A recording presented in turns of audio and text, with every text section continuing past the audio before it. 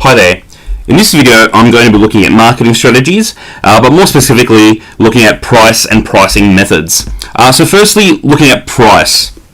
Now, price refers to the amount of money a customer is prepared to offer in exchange for a product. Now, I want to make it very clear from the start here that price is not the same as cost. A lot of people use them interchangeably, and that is incorrect. Cost refers to the amount of money that the business spends to manufacture the product, whereas price refers to the amount of money that a customer is prepared to pay for the product. Okay. Now, a price that's set too high could actually mean that they're going to lose sales unless there's some sort of superior benefit. Okay. So unless they're offering different features to their competitors. On the flip side, a price that's too low can give the impression to the customers that the product is actually cheap, nasty, and poor quality. Okay, so when it comes to actually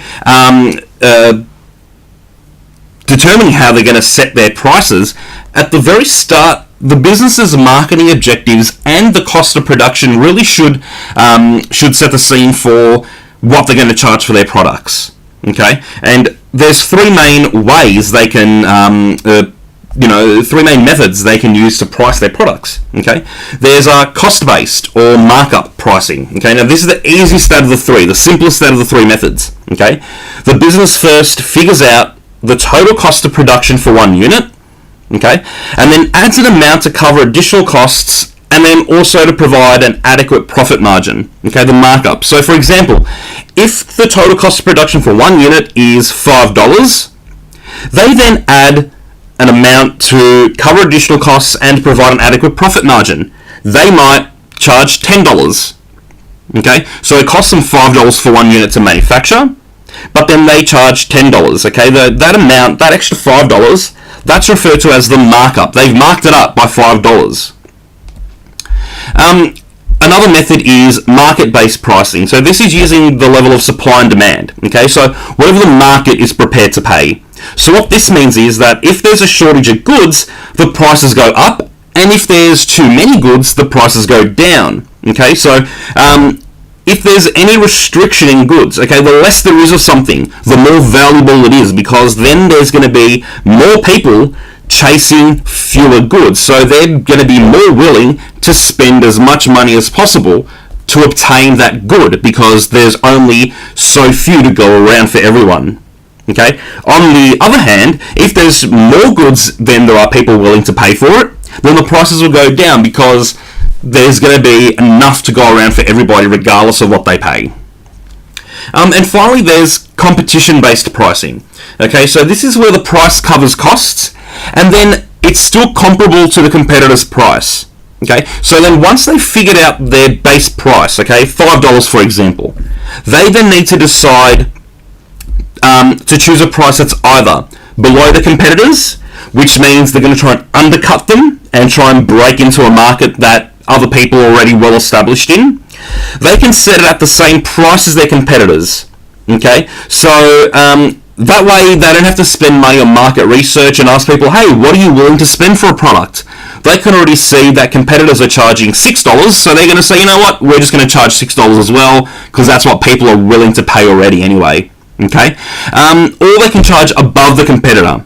So that's when they want to be perceived as being superior. But again, they need to be able to offer superior quality as well, because if not, they're going to lose sales if it's just going to be the exact same product they can get for a competitor for cheaper. Now, once the basic price has been set, a business then fine-tunes it in line with its pricing strategy. Okay? So, for example, they can undergo something called price skimming. Now, this occurs when a business charges the highest possible price for the product during the introduction stage of its life cycle. Okay, now, there are always going to be some consumers that are willing to pay more for a product's novelty features because of the prestige of ownership.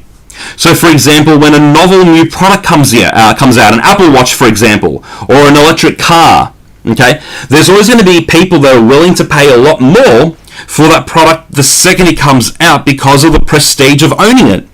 Then basically once the business has used all those consumers up, they will then lower the price and then try and attract all those consumers that are then willing to pay the next level down in price. And then they'll go down and then go down and then go down. So essentially, businesses are skimming the cream of the market, okay? The cream rises to the top. They'll skim the cream, which is the best part, okay? Those people that are willing to pay $100 for a new product. Once they're all used up, they'll go to the people that are willing to spend only $90 for the product and then only $80 and so on. They can undergo a strategy called price penetration. Now, this occurs when a business charges the lowest possible price for a product or service just to achieve the largest market share. Okay, they need to sell a large number of units in the early stages, and that tries to discourage competitors. They sort of see and say, okay, well, these guys are doing really well.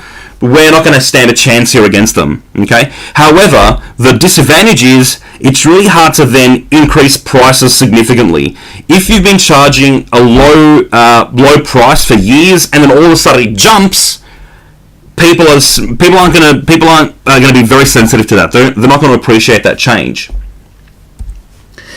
You can be a loss leader. Okay, so they sell a product at or below cost price. So at the price, at the cost it costs them to manufacture or below. Okay, so for example, for a special promotion, many businesses, okay, especially retail shops, they deliberately sell a product at a loss to attract customers in the hope of them buying other products then. Okay, so what the business does is they recover the loss on the low price item from the sale of the other items that the consumer buys. So for example, there might be, I don't know, a tin of chocolate milk, okay, powder, chocolate milk powder. You add to your milk, you turn into chocolate milk. Okay, it costs, I don't know, $5 to manufacture. They're going to sell it for $4. They're actually taking a loss. However, that attracts you into the shop, and while you're there, you're going to say, hey, I'm going to need a bottle of milk. I might buy some biscuits as well. I might buy some marshmallows. They've then recouped the loss on that item by selling other items as well. And finally, price points. Now, this involves selling products only at a certain predetermined prices. Okay, now this is used mainly by retailers. For example, a jeweler. They may offer a line of watches priced at $55, $75, $95, regardless of how much they cost. They may have bought those watches for $40 each, but they're going to sell them at $55 each. Okay, there means there's no fixed markup. Okay, it's not every item is going to be a certain amount because they're selling a different price for every different line here. Now, it makes it easy for the customer to find the product they need. They all cost the same. There's no difference here. There's less choice. Okay, but it also makes it easy for the customer to trade up to a more expensive model. You don't like the $55 model? Put another $20 on it and go up. Go up a level if you want to call it a level. Go up a level of quality if you want to call it like that. Okay. But however, they need to be aware of the price and quality interaction. Okay, so this is a pricing strategy where a high price is charged to give the product the aura of quality and status. Okay, now it's not true, but there's a perceived price-quality relationship. If a business charges a low price, it may be perceived as cheap. If a business charges a high price, it may be perceived as having a better quality. Okay, now however, sometimes a price may not reflect the true quality of the product. So I hope that this video on price and pricing methods has been useful. The next video will continue looking at marketing strategies, but will focus on promotion. Thank you.